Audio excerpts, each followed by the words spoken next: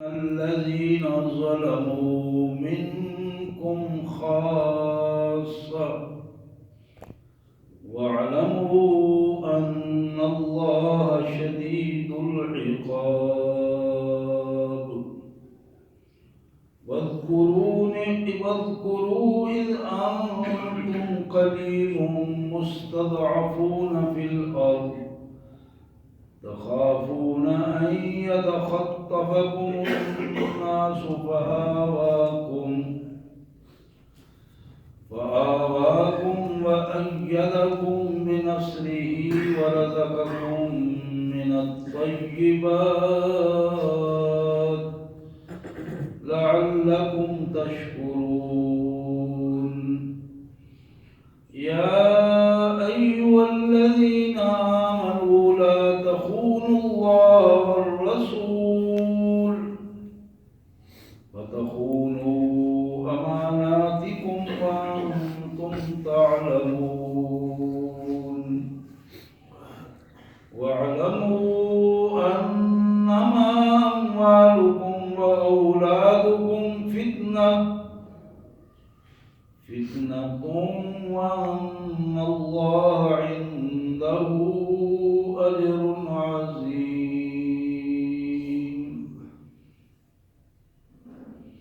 يا أيها الذين آمنوا إن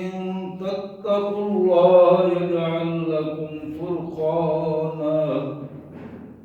ويكفر عنكم سيئاتكم ويغفر لكم والله ذو الفضل العظيم. آمنت بالله صدق الله العظيم. اللهم صل على سيدنا مولانا محمد وعلى آل سيدنا مولانا محمد وبارك وسلم. اللهم صل على جميع الأنبياء والمرسلين وعلى الملائكة المقربين وعلى سائر الصحابة والتابعين وعلى عباد الله الصالحين. اللہ کے پاک کلام قرآن مجید میں یہ 9واں پارہ ہے اور سورہ انفال کی آیت نمبر 25 سے لے کر آیت نمبر 29 تک آج کی آیات جو ہماری زیر مطالعہ رہے گی، ان مبارک آیات کے حوالے سے ہی بات ہوگی۔ 9ویں پارے میں سورہ انفال آیت نمبر 25 سے آیت نمبر 29 تک۔ آئیے سب سے پہلے ان آیات کا سادہ سا مفہوم اور ترجمہ۔ اللہ کے مبارک نام سے جو بڑا مہربان، بہت زیادہ رحم کرنے والا ہے۔ واتقوا فتنہ، اس فتنے سے، اس وبال سے بچ جاؤ، اس گرفت سے بچ جاؤ۔ لا تصیبن الذین ظلموا منکم خاصہ، جو صرف ان لوگوں کو قابو نہیں کرے گی جو لوگ اس وقت اس معاشرے میں ظلم کر رہے ہوں گے، بلکہ اس معاشرے کے رہنے والے سارے لوگ جو ان کا ہاتھ نہیں روکیں گے، ان کو بھی اسی گرفت میں آنا پڑے گا۔ ڈر جاؤ اللہ کی اس پکڑ سے جو صرف ظالموں کے پر نہیں آئے گی بلکہ ظالموں کے تعاون کرنے والوں پر بھی آئے گی۔ وَاعْلَمُوا أَنَّ اللَّهَ شَدِيدُ الْعِقَابِ، اور جان لو کہ اللہ سخت سزا دینے والا ہے۔ وَاذْكُرُوا إِذْ أَنْتُمْ قَلِيلٌ مُسْتَضْعَفُونَ فِي الْأَرْضِ، ذرا ایمان والو اس کیفیت کو ذرا یاد کرو جب تم تعداد میں تھوڑے تھے، زمین میں اپنی آبادیوں میں کمزور سمجھے جاتے تھے۔ تخافون یتخطفکم الناس، اور تمہیں ڈر رہتا تھا کہ کہیں لوگ تمہیں اٹھا کر نہ لے جائیں۔ ہر وقت اپنی جان مال کا خطرہ ہی رہتا تھا تمہیں۔ ان حالات میں فآواکم، تمہیں ہم نے ٹھکانہ دیا، تمہارا ہم نے تحفظ کیا، وَأَيَّدَكُمْ بِنَصْرِهِ، اور اپنی خاص مدد سے تمہیں ہمت اور حوصلہ دیا، وَرَزَقَكُمْ مِنَ الطَّيِّبَاتِ، اور پاکیزہ اور حلال رزق تمہیں عطا کیا، لَعَلَّكُمْ تَشْكُرُونَ، تاکہ تمہارے اندر شکر کا جذبہ پیدا ہو۔ یا ایھا الذین آمنوا، اے ایمان والو، لا تخونوا اللہ والرسول، اللہ کے ساتھ بدزیادتی مت کرنے کی کوشش مت کرو، اللہ کے احکامات میں خیانت مت کرو، والرسول، اور رسول اللہ کے ساتھ بدزیادتی اور خیانت کا رویہ مت اختیار کرو، وتخونوا اماناتکم، اور اپنی جو تمہاری امانتیں ہیں، ذمہ داریاں ہیں، ان ذمہ داریوں میں بدزیادتی کے مرتکب نہ ہو، اور تم یہ کام کرتے ہو، وانتم تعلمون، تم اسے بخوبی جانتے ہو کہ یہ کام تم کر رہے ہو، اللہ کے ساتھ بھی خیانت کر رہے ہو، اللہ کے رسول کے ساتھ بھی کر رہے ہو، اور اپنے معاملات میں بھی تم بدزیادتی کے مرتکب ہوتے ہو۔ لیکن جس کے لیے یہ سب کچھ کر رہے ہو، اس کے حوالے سے بھی تمہیں ہم بتائیں، وَاعْلَمُوا، جان لو، أَنَّمَا أَمْوَالُكُمْ وَأَوْلَادُكُمْ فِتْنَةٌ، جس مال اور اولاد کے لیے تم یہ کر رہے ہو، وہ تو تمہارے لیے الٹا آزمائش ہے، وہ تو تمہاری زندگی میں آزمائش کے ذریعے ایک فتنے کی صورت اختیار کر جائیں گے۔ لیکن اگر تم اس مال اور اولاد کو کنٹرول کر کے اللہ کے رسول اور اپنے معاملات میں دیانتداری کا رویہ اپناؤ، وَأَنَّ اللَّهَ عِندَهُ أَجْرٌ عَظِيمٌ، تو پھر اللہ کے ہاں اس کا بہت بڑا اجر ہے۔ اے ایمان والو، ان تتقوا اللہ، اگر تم اللہ سے ڈر جاؤ، اپنے اندر تقوی اختیار کر لو، یجعل لکم فرقانا، تو یقین کرو کہ اللہ تعالیٰ تمہیں معاشرے میں ممتاز کر دے گا، لوگ دور دور سے تمہارے، ان کی نظریں تمہارے اوپر ہوں گی، اللہ تمہیں عزت اور احترام عطا کرے گا۔ ان تتقوا اللہ یجعل لکم فرقانا، اگر تم اللہ کا تقوی اختیار کرو تو وہ اللہ تمہیں کائنات میں ممتاز اور مرتبے والا بنا دے گا، وَيُكَفِّرْ عَنْكُمْ سَيِّئَاتِكُمْ، اور تمہاری غلطیوں کو، لغزشوں کو معاف کر دے گا، وَيَغْفِرْ لَكُمْ، اور غلطیوں کو معاف کر کے تمہارے رویوں سے درگزر فرمائے گا، واللہ ذو الفضل العظیم، اور اللہ کو بڑے فضل والا ہے۔ سبحان اللہ وبحمدہ، سبحان اللہ العظیم وبحمدہ، نستغفر اللہ۔ حضرات، یہ آیات تھی سورہ انفال کی نام پارے میں سے، آیت نمبر 25 سے 29 تک، جن کا ترجمہ اور متن میں نے آپ کے سامنے رکھا۔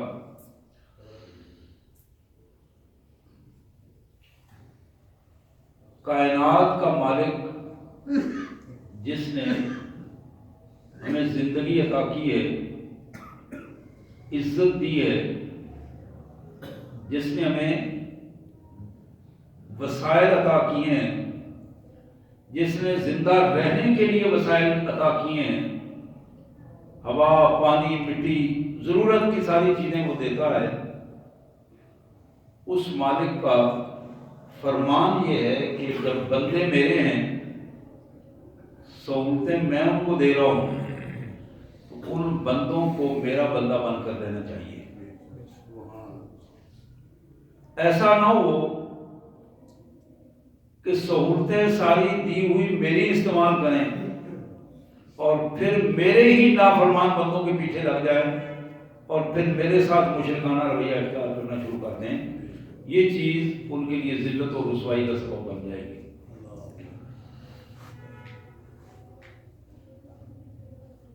حضرات، معاشروں میں دو رویے بڑے اہم ہیں۔ ایک رویہ اخلاقی رویہ ہے اور ایک قانونی رویہ ہے۔ اخلاقی رویہ کا مطلب یہ ہے کہ انسان اچھی عادات کو پروان چڑھا کے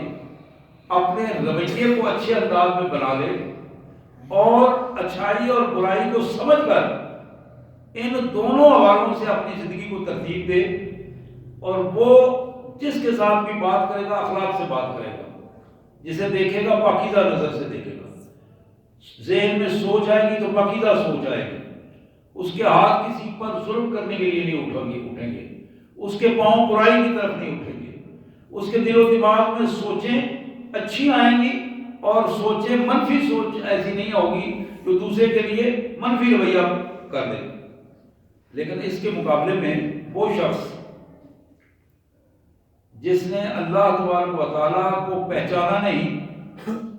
اللہ سے تعلق نہیں بنایا اور اس کائنات میں بے مقصد جاہلانہ زندگی بسر کر رہا ہے، اس کا نتیجہ یہ نکلے گا کہ اس کا ہر رویہ برے راستے کی طرف اٹھے گا، ہر رویہ وہ آنکھ کا ہو، وہ کان کا ہو، وہ ہاتھ کا ہو، وہ زبان کا ہو، وہ پاؤں کا ہو، ہر سطح پہ اس کی کوشش یہ ہوگی کہ میں دین کے خلاف جاؤں اور اللہ کے رسول کے خلاف راستہ اختیار کروں۔ ہمارا معاشرہ برائیوں سے بھر چکا ہے، لیکن یہ ذہن میں رکھیں، یاد رکھیں، عملی زندگی میں اس کو ذہن میں رکھیں کہ یہ معاشرہ جو بظاہر ہمیں برائیوں سے بھرا ہوا نظر آتا ہے، افراد کے اندر نیکیوں کا جذبہ موجود ہے، اچھائی کا جذبہ موجود ہے۔ برے سے برا انسان بھی اپنی اولاد کو برا نہیں دیکھنا چاہتا۔ کبھی ایسا نہیں ہوا کہ ایک چور نے اپنے بچوں کو چوری کا طریقہ سکھایا ہو اور ان کو اس راستے پر لگا دیا ہو کہ یہ راستہ تمہارے لیے اچھا ہے، میں بھی یہی کام کرتا رہوں اور تم بھی یہ کام کرو۔ اس کے اولاد کا چور بن جانا یہ ایک الگ پہلو ہے کہ اس کی عادات کو دیکھ کر وہ راستہ اختیار کر لیں، لیکن اس کے والد کے، اس کی ماں اور اس باپ کے ذہن میں کبھی بھی یہ نہیں آیا کہ اس کو اس برائی کی طرف لایا جائے۔ ہمیشہ برائی سے نفرت پیدا ہوتی ہے۔ یہ معاشرہ انگریزوں کا معاشرہ ہو، یہودیوں کا ہو، عیسائیوں کا ہو، کمیونسٹوں کا ہو، مسلمانوں کا ہو، اندر جو ضمیر اللہ نے رکھا ہے وہ ضمیر بالآخر متنبع کرتا رہتا ہے کہ تم یہ بات کام برا کر رہے ہو۔ مثلا ایک آدمی جھوٹ بول رہا ہے، جھوٹ بولنے پر تو زبان سے تو جھوٹ بول رہا ہے، اس کی آواز دوسرے تک آ رہی ہے، لیکن اس کے اندر سے جو آواز آ رہی ہے وہ آواز اسے بتا رہی ہے کہ تم غلط کر رہے ہو، اس کا ضمیر اسے ملامت کر رہا ہے تم غلط کر رہے ہو، یہ درست بات نہیں ہے۔ حضرات، اسی کیفیت میں جب ہم پوری سنجیدگی کے ساتھ اپنے معاشرے کا جائزہ لیتے ہیں تو پھر ہمیں محسوس ہوتا ہے کہ آج کتنی ایک ایک گاؤں میں 2 4 4 5 5 10 10 بلکہ بعض گاؤں میں 15 20 مساجد موجود ہیں۔ ان مساجد میں خطبات جمعہ بھی ہوتے ہیں، بعض مساجد میں قرآن شریف پڑھایا جاتا ہے، دروس قرآن بھی ہوتے ہیں۔ اسی طرح آپ نے دیکھا ہوگا کہ تبلیغی جماعت کا بہت بڑا اجتماع، جو دنیا میں سب سے بڑا اجتماع ہوتا ہے جہاں لاکھوں لوگ جاتے ہیں، وہ بھی لوگ اکٹھے ہوتے ہیں، پھر گاؤں گاؤں میں لوگوں کے ساتھ مل کے پھر کے یہاں بھی آپ کے وہاں آتے جاتے رہتے ہیں۔ لیکن آپ نے یہ بھی محسوس کیا ہوگا کہ ان ساری کاوشوں کے باوجود برائی ختم نہیں ہو رہی، برائی بڑھ رہی ہے، برائی بڑھ رہی ہے، ختم نہیں ہو رہی، نافرمانی بڑھ رہی ہے، بلکہ بے حیائی پہلے سے کئی گنا زیادہ، بلکہ اس حد تک کہ مختلف اداروں کے سربراہوں کی سربراہی میں بے حیائیاں ہو رہی ہیں۔ سکولوں، کالجوں، یونیورسٹیوں، دفاتر، بڑے بڑے ادارے جو ہیں وہ برائیوں میں ملوث نظر آتے ہیں، اور خود اپنے زیر انتظام بچیوں کے ادارے، بچوں کے ادارے برائیوں کے پروگرام اور انہیں پروموٹ کرنے کے لیے یہ سارا کام کر رہے ہیں۔ کبھی آپ نے اس پہ غور کیا ہو کہ ایسا کام کیوں ہو رہا ہے؟ معاشرے میں بدکاری عام ہے، بہت سارے بعض نصیحت کیے جاتے ہیں لیکن بدکاری رکتی نہیں، بے حیائی بڑھتی چلی جاتی ہے۔ معاشرے میں سود کا چال چلن ہے، بہت ساری باتیں بتائی جاتی ہیں لیکن عملاً سود جو ہے اس کو کوئی چھوڑنے کے لیے تیار نہیں۔ سود خار اسی میں اپنی عافیت سمجھتا ہے اور اس ماحول میں دھنستا چلا جاتا ہے۔ بہت سارے لوگ جو راشی ہیں، رشوت لیتے ہیں اور جس کا حق نہیں بنتا اس کو رشوت لے کر حق دوسرے کا دینے کی کوشش کرتے ہیں، واضح نصیحت ان کے اوپر کوئی اثر نہیں کرتا، اور نتیجہ کیا ہوتا ہے؟ آہستہ آہستہ ماحول جو ہے وہ اوپر گندا ہوتا چلا جاتا ہے۔ جب آپ پوری سنجیدگی کے ساتھ غور کریں گے تو آپ کو یہ ماحول نظر آئے گا کہ اس کے پیچھے، برائیوں کے پیچھے پھیلانے کی یا خیر کو پھیلانے کی کے پیچھے قوت درکار ہوتی ہے، طاقت درکار ہوتی ہے، اختیارات درکار ہوتے ہیں۔ جہاں اختیارات کا منبع ہو، اگر وہ اختیارات کا منبع رکھنے والے لوگ خیر والے لوگ ہیں، نیک والے لوگ ہیں، تو پھر نیکی پھیلے گی۔ لیکن اگر وہاں اختیارات کا منبع جہاں موجود ہے، جن لوگوں کے قبضے میں اختیارات ہیں، وہ اگر برے لوگ ہیں، بے حیا ہیں، وہ اگر بدکار ہے تو بدکاری معاشرے میں آئے گی، وہ اگر سود خار ہے تو سود معاشرے میں پھیلے گا، وہ اگر راشی ہیں تو پھر رشوت پھیلے گی، وہ اگر بے حیا ہے تو بے حیائی پھیلے گی۔ یہی وہ بنیاد ہے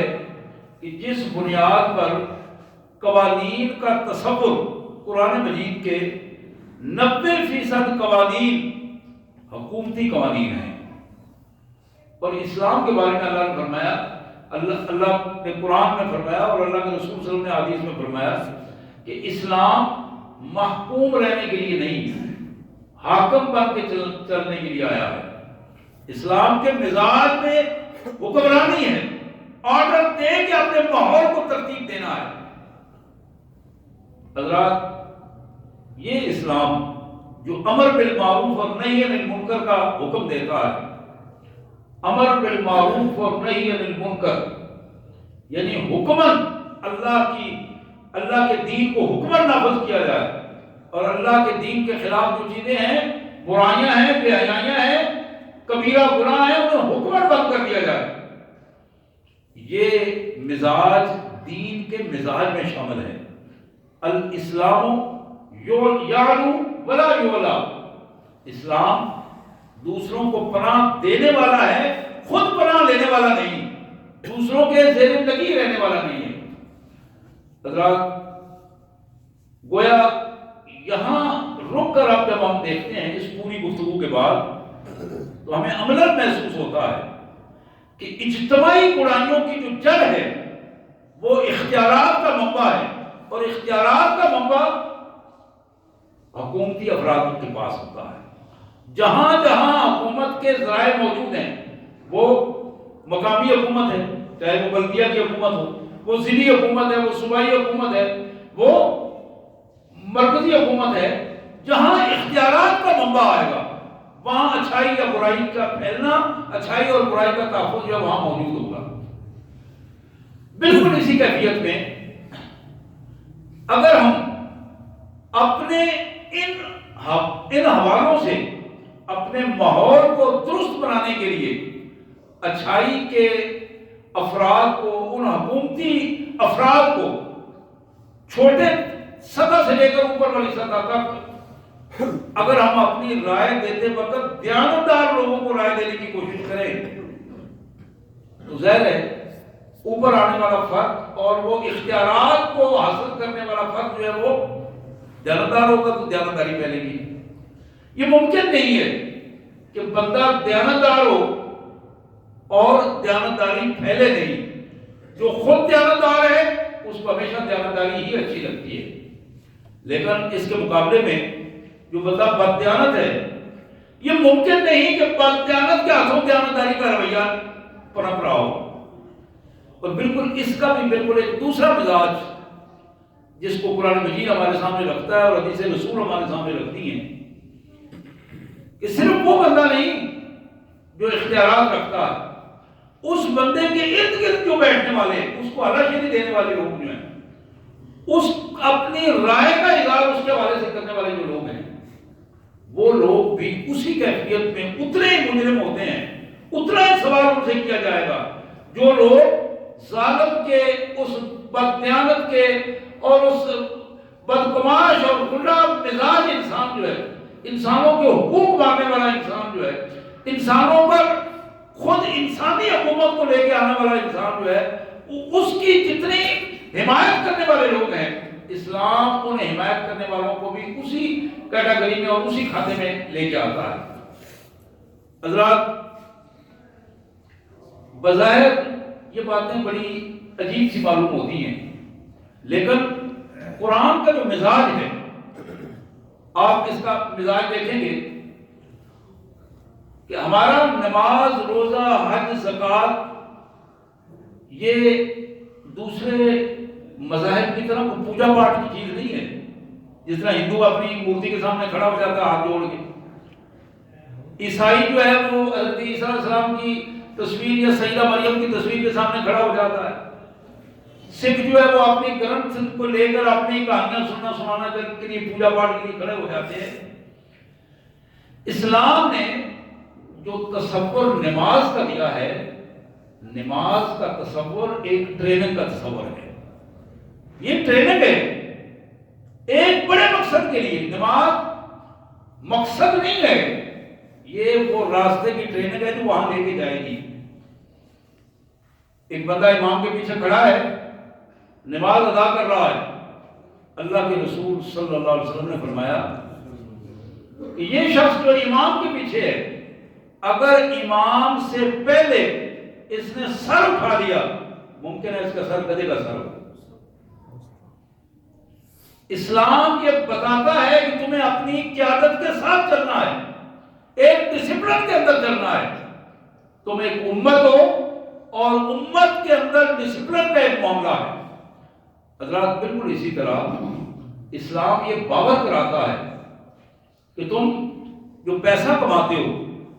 تمہاری سوچ اس میں بڑی کلیئر ہونی چاہیے کہ پیسہ تم نہیں کماتے ہو، یہ اللہ کی دین ہے، اللہ کی عطا ہے، اللہ کی امانت ہے تمہارے پاس، تمہاری جان بھی اللہ کی امانت ہے، تمہارا جسم بھی تمہارے پاس اللہ کی امانت ہے، اور اسی طرح تمہارا پیسہ بھی تمہارے پاس اللہ کی امانت ہے۔ اب وہ امانت جب ایک خاص مقدار کو پہنچ جاتی ہے اور اس پر ایک سال گزر جاتا ہے، تو پھر تم پر لازم ہے کہ تم 100 کے بعد 2.5 روپے، 2 روپے 50 پیسے اللہ کے راستے میں زکوٰۃ کے طور پر ادا کرو۔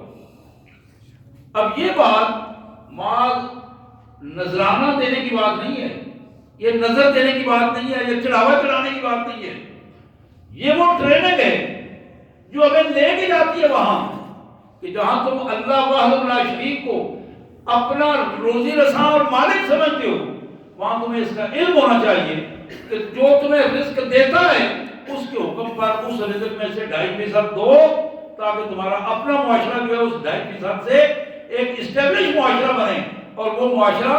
اسلام کا پرسکون معاشرہ بنے، اور اس معاشرے میں ہر فرد اس قابل ہو کہ وہ کل اللہ کے حضور اپنی زکوٰۃ کو پیش کر سکے۔ حضرات، یہ مال کو خرچ کرنا اور نماز میں ڈسپلن قائم کرنا، بالکل اسی طرح ہماری عبادات میں روزہ ہماری عبادت ہے۔ روزے کی عبادت وہی ڈسپلن ہمیں دیتی ہے، وہی نظم و ضبط ہمارے اندر پیدا کرتی ہے کہ تمہارے سامنے حلال چیزیں ہیں، تم عام حالات میں کھاتے ہو، لیکن ان حلال چیزوں کو ایک وقت سے لے کر دوسرے وقت تک تمہیں منع کر دیا گیا۔ اب دیکھنا یہ ہے کہ تم اس پر حکم پر عمل کرتے ہو کہ نہیں کرتے۔ اب جو شخص چند گھنٹے 10 12 14 گھنٹے اگر اللہ کے حکم پر عمل کر کے اس روزے کی کیفیت کو پورا نہیں کر پاتا، تو کل اگر اللہ تعالیٰ کے حضور اسے جہادی کیفیت میں 1 2 دن بھوکا رہنا پڑے، وہ تو دشمن کے سامنے لیٹ جائے گا۔ وہ تو دشمن کو کہ چند ٹکے یا چند نوالے جو روٹی کے ہیں اس کے بدلے اپنے آپ کو بھیج دے گا اور اپنے نظریے کو بھیج دے گا. تو روزہ یہ کیفیت ہمیں سکھاتا ہے, یہ ڈسپلن ہمارے اندر پیدا کرتا ہے, بالکل اس طرح کی جس طرح حج ایک ڈسپلن پیدا کرتا ہے کہ تم اپنے گھر کو چھوڑو, اپنا مال و دولت ساتھ لو اور پھر تنہا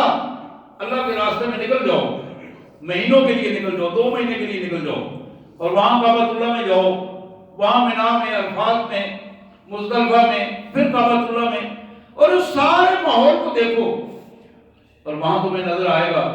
کہ ایک ہی احرام پہن کر 2 چادریں لے کر اس بات کا داعیہ تمہارے اندر پیدا ہو کہ تم اللہ کی رضا کے لیے اپنے آپ کو, اپنے مال کو, اپنی خواہشات کو اور اپنی جان تک کو پیش کرنے کے لیے تیار ہو. حضرات, یہ نماز, روزہ, حج, زکوٰۃ, یہ ساری چیزیں مل کر اس پوائنٹ کی طرف ہمیں لے کر جا رہی ہیں جو پوائنٹ یہ بتاتا ہے کہ مسلمان کی زندگی ایک مجاہد کی زندگی ہے, مسلمان کی زندگی جہاد کی زندگی ہے, اور وہ جہاد اس کی زندگی کے پہلے مرحلے سے شروع ہوتا ہے, پہلے مرحلے سے شروع ہوتا ہے. ایک ہے قتال فی سبیل اللہ, ایک ہے جہاد فی سبیل اللہ. قتال فی سبیل اللہ کا مطلب یہ ہے کہ اللہ کے دشمنوں کے سامنے جب مجاہد کھڑے ہوتے ہیں تو پھر وہ دو بدو لڑتے ہیں, آمنے سامنے لڑائی ہوتی ہے, وہاں اس لڑائی کو قتال فی سبیل اللہ کہا جاتا ہے. لیکن جو شخص اللہ کے دین کے لیے ایک ایک قدم اٹھاتا ہے, ایک ایک پیسہ خرچ کرتا ہے, وقت دیتا ہے, اس کو جہاد کہتے ہیں. اگر یہ کام اللہ کی رضا کے لیے کیا جائے, آپ جب بیٹھے ہیں, گھر سے آپ نکلے ہیں, جمعے کی تیاری کی ہے, یہاں تشریف لائے ہیں, وقت دیا ہے, صاف ستھرے ہو کر آئے ہیں, یہ بھی جہاد کا ایک مرحلہ ہے. آپ یہاں سے نکلتے ہیں, کسی بھائی کی مدد کے لیے اٹھ کے کھڑے ہو جاتے ہیں, اس کے ساتھ چلے جاتے ہیں, اس کا کام آپ کے ساتھ جانے سے ہو جاتا ہے, وہ بھی جہاد کا ایک مرحلہ ہے. یعنی جہاد کی مراحل جو ہیں وہ اس انداز میں ہیں کہ بندہ مومن کی مجموعی زندگی خالصتاً اللہ کی رضا میں ڈل جائے, اس کو جہاد کہتے ہیں. اور اس کے لیے وہ کسی لالچ کا, کسی مفاد, کسی تعصب یا کسی تحفظ کا شکار نہ ہو, اور کھل کر وہ اس بات کا اظہار کرے کہ میری زندگی, میرا جینا, میرا مرنا للہ رب العالمین, ان صلاتی و نسکی و محیای و مماتی للہ رب العالمین. اس کا اظہار کرے, میں سجدے میں ہوں تو پھر بھی اپنے اللہ کے لیے ہوں, میں دکان پہ بیٹھا ہوں پھر بھی اپنے اللہ کے لیے, میں کسی مظلوم کے ساتھ تھانے میں کھڑا ہوں تو پھر بھی اپنے اللہ کے لیے, اپنی جیب کے لیے نہیں, اپنی ساکھ کے لیے نہیں, اپنے مقام اور مرتبے کے لیے نہیں, اللہ وحدہ لا شریک کے لیے, اس کی رضا کے لیے, اس کے حضور کامیابی کے لیے میرا یہ مقصد ہے. اور اسی کا نام جہاد فی سبیل اللہ ہے کہ جب آدمی معاشرے میں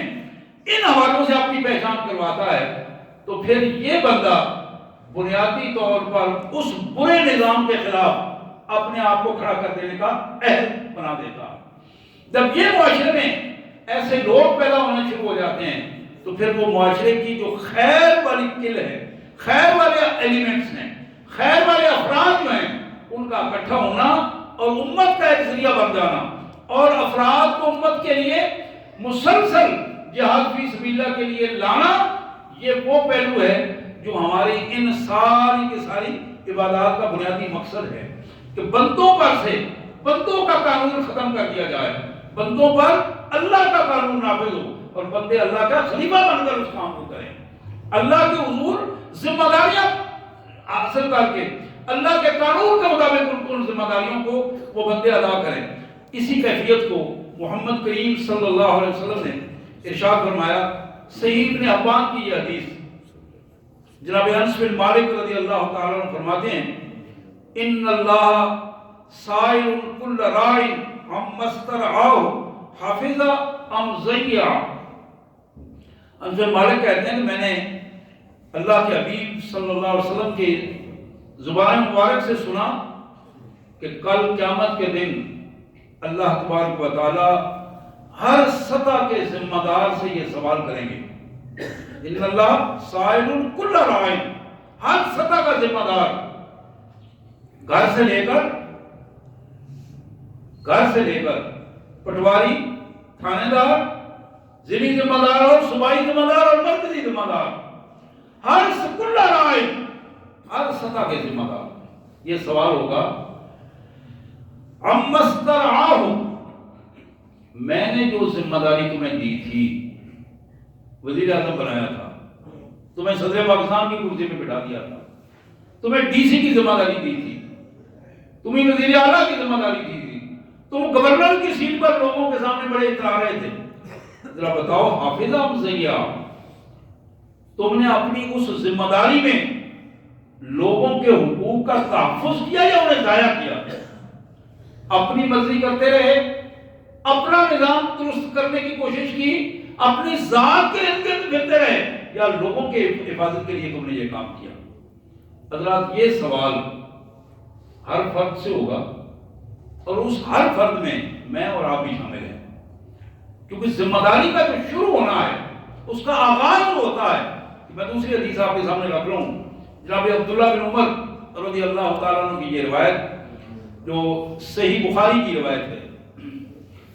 کہ نبی رحمت صلی اللہ علیہ وسلم نے فرمایا کلکم رائن ومسئول عن رعیتہ، تم میں سے ہر شخص، کلکم رائن، ہر شخص ذمہ دار ہے، ہر شخص ذمہ دار ہے، اور اس کی ذمہ داری میں ایک بندہ ہو یا دو ہو یا تین ہو، جتنے افراد بھی ہیں ان کے بارے میں اس سے ضرور پوچھا جائے گا. وَمَسْئُولٌ عَنْ رَعِيَّتِهِ، پھر فرمایا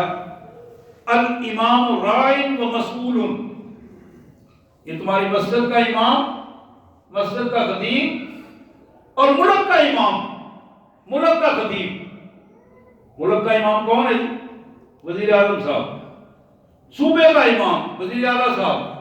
یہ امام ہیں، انہیں اماموں کی بات ہو رہی ہے. والامام رائن، ان ائمہ کرام سے، یہ ہمارے علاقے کے جو ایم پی اے صاحب ہیں یہ امام ہیں اس علاقے کے، ایم این اے صاحب جو اس حلقے کے ہیں وہ امام ہیں اس علاقے کے.